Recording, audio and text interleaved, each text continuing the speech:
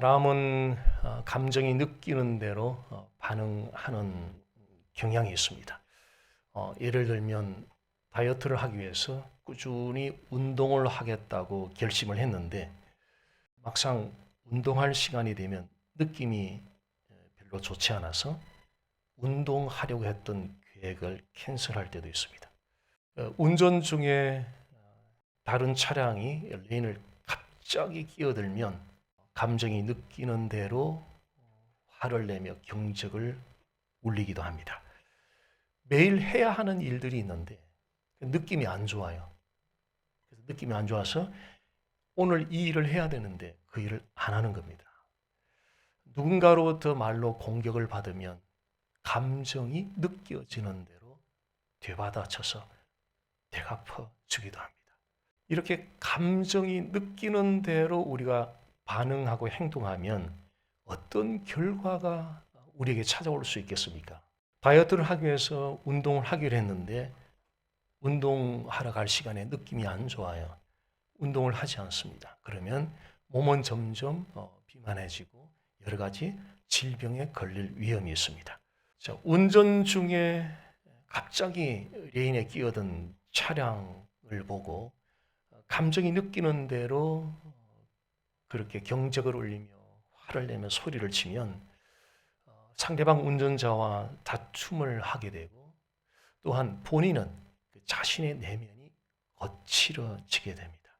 매일 해야 하는 일의 분량을 느낌이 좋지 않다고 그날 해야 할 일을 하지 않으면 그 일에 대한 성취를 볼 수가 없습니다.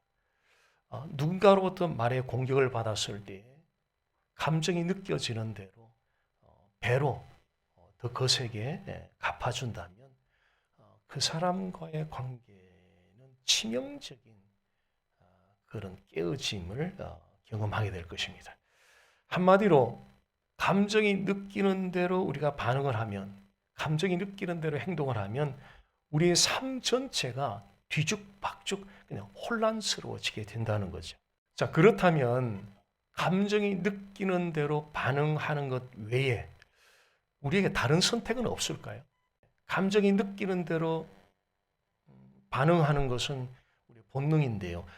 이것 외에 다른 선택은 없을까요, 우리에게? 오늘 시편 57편 말씀을 통해서 감정이 느끼는 대로 반응하는 것 말고 다른 선택지를 우리 함께 살펴보도록 하겠습니다. 시편 57편 오늘 읽었던 1절 말씀을 다시 보겠습니다. 하나님이여 내게 은혜를 베푸소서. 내게 은혜를 베푸소서. 내 영혼이 주께로 피하되 주의 날개 그늘 아래에서 이 재앙들이 지나기까지 피하리이다. 시편 57편은 다윗이 사울 왕으로부터 다윗을 죽이기 위해서 추격해오는 그 사울 왕을 피해서 엔게디라고 하는 광야 어느 동굴에 숨어 있는 그 상황을 배경으로 쓴 시입니다. 사울 왕이 다윗을 죽이기 위해서 추적해오는 그 상황은 매우 긴박하고 극적인 그런 상황입니다. 다윗은 이미 여러 번 죽을 고비를 넘겼고요. 도망치면서 이번에도 사울 왕은 군사들을 이끌고 다윗을 죽이기 위해서 사방에서 지금 쫓고 있는 그런 상황입니다. 다윗은 숨을 죽인 채 어두운 동굴로 피신을 해 있습니다. 그 동굴은 엔게디 광야 한가운데 위치했는데 햇빛이 희미하게 스며들어오고 있고 숨막힐 듯한 침묵이 흐르고 있고 다윗은 자신의 생명이 사울 왕의 손에 달려있다는 것을 절감하고 있었습니다. 사울 왕은 자신이 원하는 것이 있으면 무엇이든지 다 할 수 있는 절대 권력을 가지고 있었고요. 수백 명의 군사를 이끌고 지금 다윗을 포위하면서 점점 압축돼서 가까이 다가오고 있는 그런 상황. 다윗이 피신해 있던 그 엔게디 동굴 속의 그 공기는 굉장히 무거운 긴장감이 감도는 그런 상황입니다. 그런 긴박한 상황에서 다윗이 감정이 느끼는 대로 만약에 반응했다면 그가 어떻게 반응할 수 있겠습니까? 두려움에 아마 어디론가 지금 도망을 치려고 여기저기를 살폈을 겁니다. 아니면은 아무것도 하지 못하고 모든 것을 다 자포자기한 채 절망 가운데 그냥 앉아 있었을 것입니다. 사울 왕이 동굴에 들어온 순간 그를 죽이는 것만이 자신이 안전할 수 있다고 생각하고 가장 빠르게 가장 확실하게 그를 해칠 수 있는 기회를 엿보았을 겁니다. 수백 명의 군사들에서 포위되었다는 사실을 다윗이 알았을 때 모든 것을 체념하고 아마 항복을 했을 것입니다. 그런데 다윗은 그 상황에서 자신의 감정이 느껴지는 대로 행동을 하지 않았습니다. 그가 어떻게 행동했는지 1절 말씀 다시 봅니다. 중간 부분에 보면 내 영혼이 주께로 피하되, 먼저 내게 은혜를 베푸소서, 내게를 은혜를 베푸소서 하면서 내 영혼이 주께로 피하되, 긴박한 상황 속에서 다윗은 재앙들이 지나기까지 내가 주님께로 피하겠습니다 라고 지금 말하고 있는 거죠. 그런 긴박한 상황에서 어떻게 다윗이 그렇게 말할 수 있었을까? 하나님이 자신을 보호한다는 사실에 대해서 확신을 다윗이 가지고 있었기 때문에 그렇게 긴박하고 극적인 상황 속에서 그 재앙이 다 지나가기까지 주께로 피하겠다고 다윗이 말할 수 있었습니다. 이것이 바로 하나님을 향한 다윗의 살아있는 신앙의 모습이었습니다. 만약 다윗이 감정이 느끼는 대로 두려움에 떨거나 그래서 아무것도 하지 못하고 절망 가운데 모든 것을 체념하고 있는 그런 상황이라면 이것을 죽은 신앙이라고 말하죠. 자, 죽은 물고기와 살아있는 물고기 차이점이 있습니다. 간단하죠. 활동. 죽은 물고기는 활동이 없어요. 근데 살아있는 물고기는 활동을 합니다. 죽은 신앙은 평소에 알고 있는 그 말씀들, 알고 있는 말씀들이 긴박한 그런 상황이 찾아왔을 때 효력이 안 나타나는 거예요. 다시 말씀드리겠습니다. 죽은 신앙은 평소에 알고 있는 말씀이 어떤 긴박한 상황을 만났을 때에 이게 효력이 안 나타나는 거예요. 반면에 살아있는 신앙은 평소에 알고 있는 그 말씀이 긴박한 상황에 탁 찾아왔을 때 그 말씀이 효력을 나타내기 시작해요. 다윗이 긴박한 상황에서 보여준 그 살아있는 신앙에는 비밀이 있었습니다. 오늘 그 비밀을 좀 나누고 싶습니다. 시편 57편 2절 말씀 보시면요. 내가 지존하신 하나님께 부르짖으며 곧 나를 위하여 모든 것을 이루시는 하나님께로다. 다윗의 부르짖음은 아주 독특하다는 것을 발견하게 되는데요. 자기의 뜻을 이루어 달라고 부르짖는 게 아니에요, 지금요. 자신의 뜻을 이루어 달라고 이렇게 부르짖는 것이 아니라 자기를 위하여 모든 것을 이루시는 하나님을 신뢰하는 부르짖음을 지금 하고 있다는 거예요. 자기를 위하여 모든 것을 이루시는 그 하나님을 신뢰하는 부르짖음을 하고 있다는 거예요. 자, 그런데 이런 이제 의문을 제기할 수 있죠. 아니, 아직 이루어지지도 않았는데 어떻게 다 이루어졌다고 그렇게 믿을 수 있느냐고. 어떻게 그렇게 하나님을 확신할 수 있느냐고. 신뢰할 수 있느냐고. 사람의 이성이 제기할 수 있는 의문입니다. 그런데 성경은 사람의 이성이 다시는 의문을 제기할 수 없게 만들어버려요. 성경은 사람들의 입을 탁 침묵하게 만들어버려요.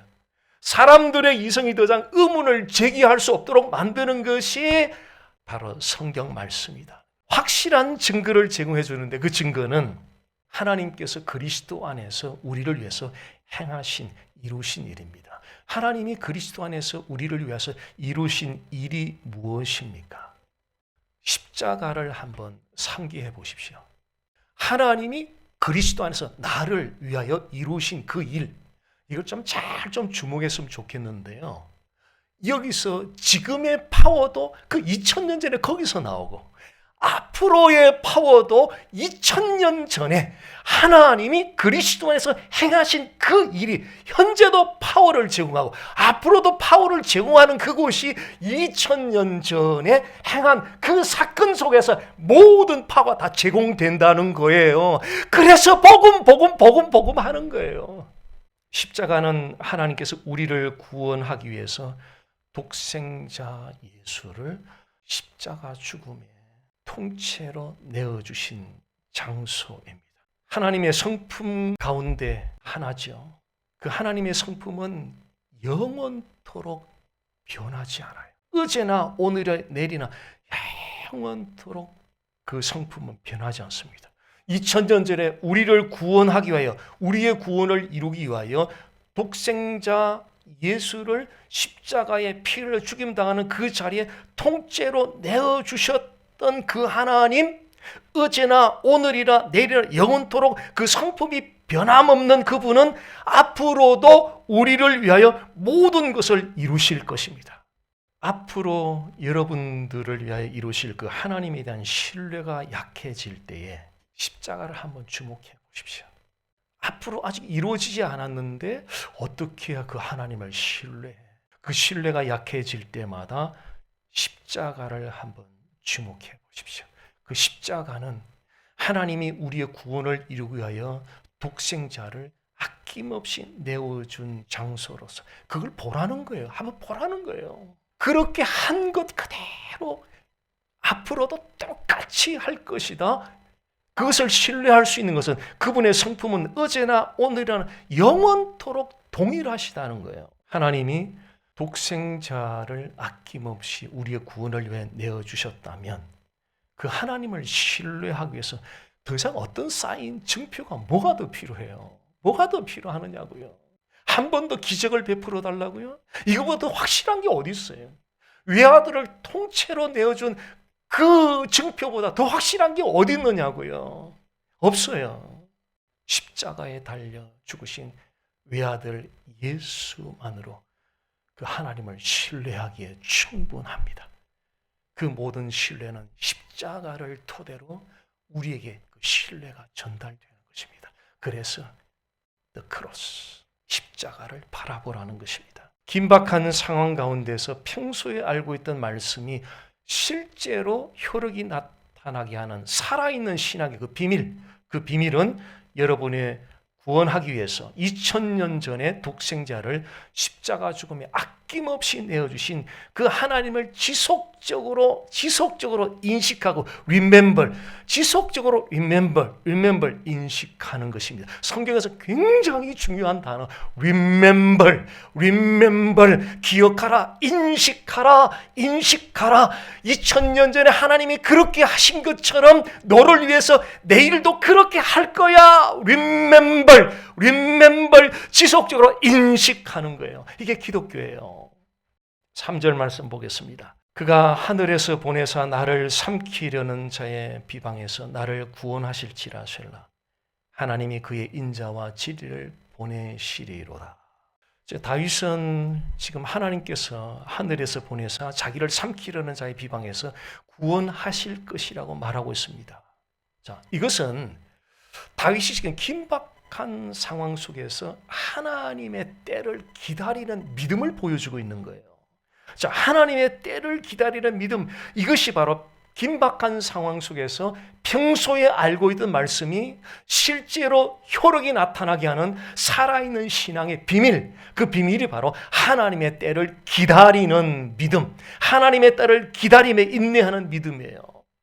재정적인 어려움이 다가올 때에 하나님께 도움을 요청하기보다는 스스로의 방법으로 빨리 해결하려고 하는 그 유혹에 빠질 수 있습니다. 계획했던 일이 좀 실패할 위기에 처하게 될 때에 하나님의 지혜를 우선적으로 구하기보다는 자신의 방식으로, 자신의 노력으로 빨리 해결해 보려고 하는 유혹에 빠질 수 있습니다. 인생의 진로, 결혼의 돌파구가 보이지 않을 때 답답한 마음으로 하나님께 도움을 요청하기보다는 스스로 돌파구를 찾으려고 노력하는 유혹에 빠질 수 있습니다. 그런 유혹이 긴박한 상황 가운데서 찾아올 때 어떻게 그 유혹을 물리치고 하나님의 때를 기다리는 믿음을 발휘할 수 있겠습니까? 잠언 3장 5절입니다. 너는 범사의 그를 인정하라. 너는 범사의 그를 인정하라. 그리하면 내 길을 지도하시리라. In all your ways acknowledge him. And he will make you has strayed.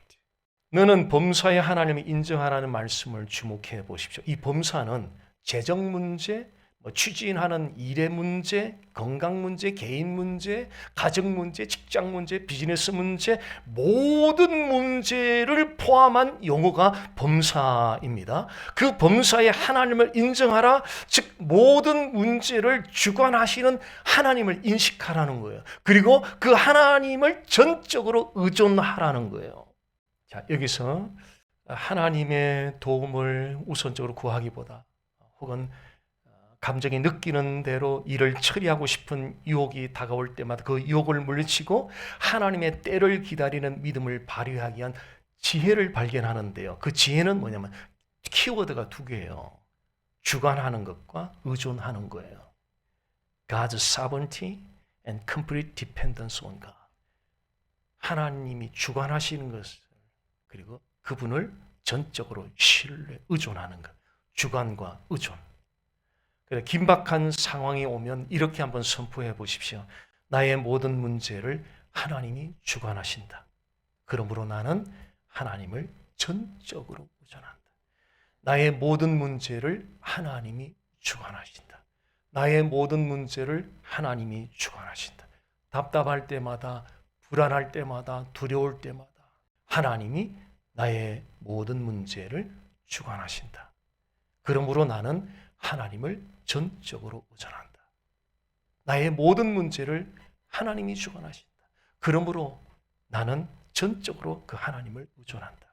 그렇게 하나님의 주관하심을 믿고 전적으로 하나님을 의존하면 무슨 일이 있을까요? 내 길을 지도하시리라. 내 길을 지도하신다는 이 의미는 무슨 뜻이냐면요. 여러분의 인생을 하나님의 뜻과 일치되도록, 그러니까 여러분의 인생을 하나님의 뜻과 일치되도록 가장 복된 인생이죠.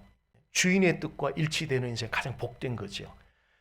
하나님 뜻과 일치되도록 가장 올바르고 가장 명확한 길로 인도해 주신다는 뜻이 내 길을 지도하신다는 그 뜻이에요. 우리가 하나님의 주관하심을 믿고 그 하나님을 전적으로 의존하면 하나님이 여러분의 삶을 그분의 뜻에 일치되도록 가장 명확하고 가장 올바른 길로 인도하신다는 거예요. 그러므로 모든 일에 하나님의 주관하심을 믿고 하나님을 의존함으로 하나님의 때를 기다리는 그 믿음을 발휘하십시오. 때를 기다리는. 결국 인생은 기다림의 싸움인 것 같아요. 왜냐하면 기다림 동안에 하나님을 신뢰하는 법을 배우게 하기 때문에. 인생에서 이거 이뤘다 저거 이뤘다 얼마나 빨리 갔다 늦게 갔다 이거는 빅딜이 아니고요. 하나님이 우리를 훈련하는 목적은 오래오래 기다리게 하면서 하나님이 기대하는 작품은 뭐냐면 뭐 많이 읽어내느냐 이게 아니라니까요. 우리의 인격 자체가 그분을 얼마나 신뢰하는 자리에 나왔는가가 하나님의 마지막 건져내는 작품이라니까요. 일이 일비하는데 너무 속지 마십시오. 자, 4절 7절에서 또 하나 살아있는 신앙의 비밀을 발견하게 됩니다. 4절 6절을 먼저 보겠습니다. 내 영혼이 사자들 가운데서 살며 내가 불사르는 자들 중에 누웠으니 곧 사람의 아들들 중에라. 그들의 이는 창과 화살이요 그들의 혀는 날카로운 칼 같도다. 그들이 내 걸음을 막으려고 그물을 준비하였으니 내 영혼이 억울하도다. 그들이 내 앞에 웅덩이를 팠으나 자기들이 그 중에 빠졌도다. 셀라. 4절 6절 전반부에는 다윗을 대적하는 사람들이 아주 거칠고 잔인하게 비방하고 공격하는 그런 모습이 묘사되고 있습니다. 다윗으로서는 정말 긴박한 그런 상황이죠. 그런 긴박한 상황에서 다윗이 어떻게 반응하고 있는지 한번 주목해 보십시오. 7절 말씀입니다. 하나님이여 내 마음이 확정되었고 내 마음이 확정되었사오니 내가 노래하고 내가 찬송하리이다. 다윗은 지금 하나님께 내 마음이 확정되었습니다. 또 확정되었습니다라고 말하고 있습니다. 자, 대적자들이 거칠고 사납고 잔인한 비방과 함께 공격을 해오는데 이런 고백이 이 정상입니까? 이게 정상은 아니에요. 이 정상은 아니에요. 그런 위급한 상황에서 어떻게 이런 말을 할 수 있어요? 사람의 이성으로는 도무지 이해가 가지 않는 고백을 다윗이 하고 있습니다. 바로 거기에 다윗의 살아있는 신앙이 비밀이 있습니다. 내 마음이 확정되었다는 것은 무엇인가가 마음에 확실하게 자리를 잡고 있어서 흔들리지 않는다는 거예요.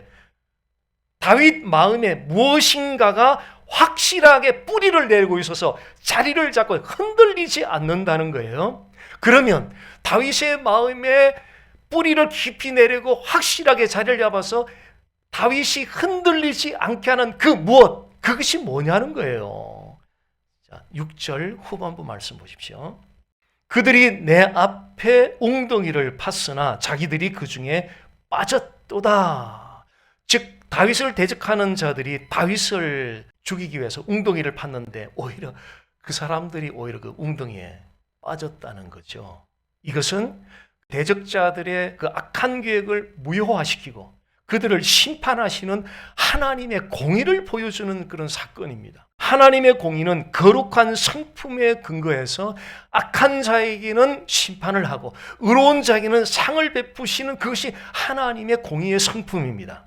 다윗의 마음에 확실하게 뿌리를 내리고 자리를 잡아서 어떤 긴박한 상황에도 흔들리지 않게 만들었던 그 무엇이 하나님의 공의의 성품이었다는 거죠. 사람들의 거칠고 잔인한 비방의 공격을 받으면 누구든지 두려워요. 불안하고 잠잘 수 없는 그런 긴박한 상황에 놓이게 됩니다. 그럴 때 하나님은 평소에 우리가 알고 있던 그 말씀이 효력을 나타내서 살아있는 그 신앙의 모습을 보고 싶어 하세요.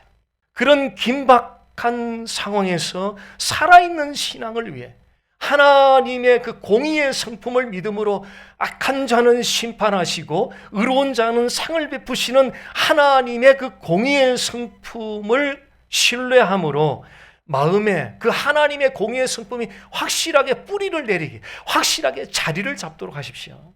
하나님의 공의가 여러분의 마음에 확실하게 자리를 잡으면 긴박한 상황 가운데도 우리 마음이 흔들리지 않는 게 아니에요. 우리가 얼마나 약한 사람들인데요. 얼마나 약한데요. 말 한마디만 들어도 하루를 그냥 온종일 헤매고 다닐 만큼의 연약한 사람들인데요. 우리의 마음이 흔들리지 않게 하는 그것은 바로 하나님의 공의 때문에 그래요. 그래서 그 하나님의 공의는 선과 악을 정확하게 판단하신다는 거죠. I will because God will. I will because God will. 하나님이 공의로 선과 악을 정확하게 판단하실 것이기 때문에 God will. 하나님이 그렇게 하실 것이기 때문에 나도 마음이 흔들리지 않을 거라는 거죠. I will because God will. 여러분에게 어떤 긴박한 상황이 전개되고 있습니까? 하나님이 공의로 판단하실 것을 믿음으로 긴박한 상황 가운데서도 나는 예배하겠다고 말하십시오.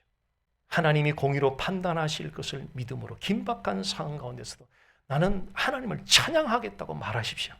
하나님이 공의로 판단하실 것을 믿음으로 긴박한 상황 가운데서도 나는 기도하겠다고 말하십시오. 하나님이 공의로 판단하실 것을 믿음으로 긴박한 상황 속에서도 나는 결코 두려워하지 않겠다고 말하십시오. 하나님이 공의로 판단하실 것을 믿음으로 긴박한 상황 속에서도 나는 결코 불안해하지 않겠다고 말하십시오. 선포하십시오. 사람의 이성은 감정이 느끼는 대로 반응합니다. 감정이 느끼는 대로 반응하면 우리 인생이 망가져요. 내 개인이 망가지고 가정이 망가지고 내가 활동하는 커뮤니티, 내가 소속된 그곳에서 망가져요. 사람의 이성은 감정이 느끼는 대로 그렇게 반응하죠. 그러나 살아있는 믿음은 감정이 느껴지는 그 반응을 과감하게 거부하고 믿음으로 반응하는 거예요.